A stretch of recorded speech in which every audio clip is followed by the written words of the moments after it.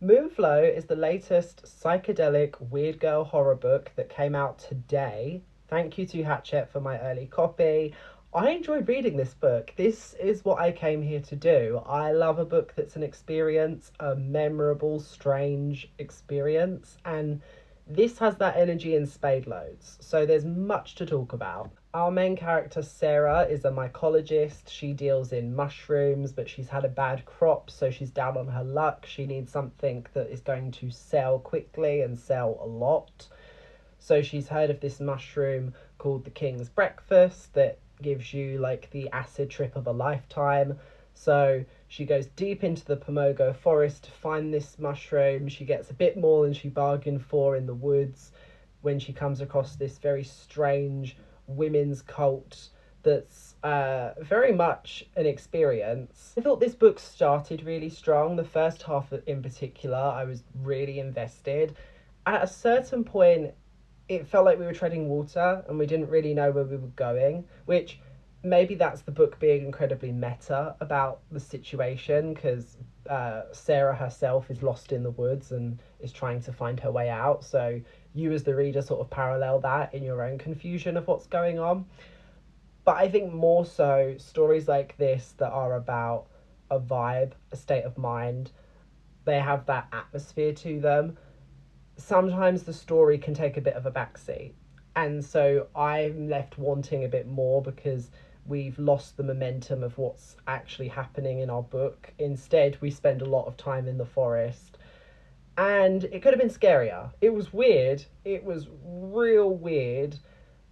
But I would have liked some more horror. Like when you compare it to Annihilation, give me the sights, the sounds, the tastes of Annihilation, because that book manages to be weird and horrifying. This for me was just weird. But what I loved is that Sarah, our main character, is an openly transgender woman, and she's also a trans woman who has not completely like medically surgically transitioned, and I appreciated that representation, because some trans people don't necessarily feel the need to change parts of their body for their gender dysphoria. You know, some trans people, it's enough to just like change their name, change how they are on a day-to-day basis. Like, not every trans person needs to have their genitalia changed. And so like seeing Sarah refer openly to like her girl dick, loved it.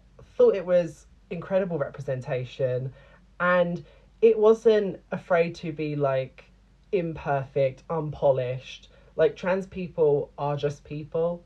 Like, they don't need to be put on this pedestal of like, oh, they don't put a foot out of place, they don't make mistakes. Sarah was vulnerable, she was three-dimensional, she was just an everyday person, and so it was easier to relate to her, and so I thought it was really good representation versus other books where you take a marginalized group of people and you perhaps make them a bit too untouchable, and so then it just doesn't feel authentic. This, I felt like, oh, okay, Bitter Karella really cares for this character and wants us to care for them too. So I really respected that. Loved all the conversations about mycology. The University of Glasgow actually has a mycology society. I low-key would join it. It's just the right amount of weird for me, just the right amount of gay for me. And I loved the like irony as well of this like lesbian cult in the woods where they reject anything that's remotely masculine. Like, they call the men like the phallic alex.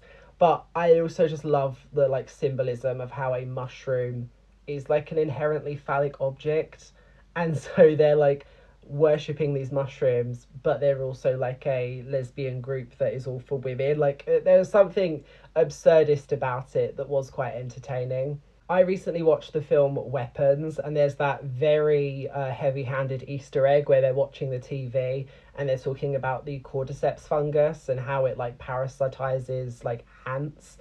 Would have loved a bit of that in this book if we'd leaned into like the more sinister intent of some real world mushrooms and how like parasites take all shapes and sizes, mind control, how free will can be subverted. We could have leaned into some more ominous implications of mycology, and I feel like even when they were on the King's Breakfast, which I mean, they get it through this like large-breasted woman who eats the mushroom, and then it gets assimilated into her milk, and they were like feeding on her milk. Crazy stuff in this book. Love to see it. But I wish we'd seen a bit more of the actual effects of taking the king's breakfast, because it says in the blurb that like you can talk to gods. Would have liked a bit more of that. Just a bit.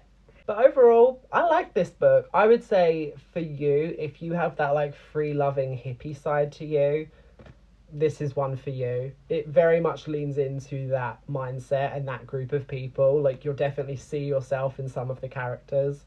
It's very irreverent. There's lots of sort of adult humor thrown into the mix, lots of swearing, lots of cussing. I mean, there's a character who's called the Hell Slut. Love that. So yeah, definitely not for everyone, but if you fall into that kind of bracket, perfect book for you. Perfect book for you. Was it perfect? No. There were definitely issues with the pacing more than anything, but am I happy to see major publishers platforming trans authors, telling alternative stories that shake things up? Hell yeah, I am. So, for a debut, pretty solid. Check out Moonflow.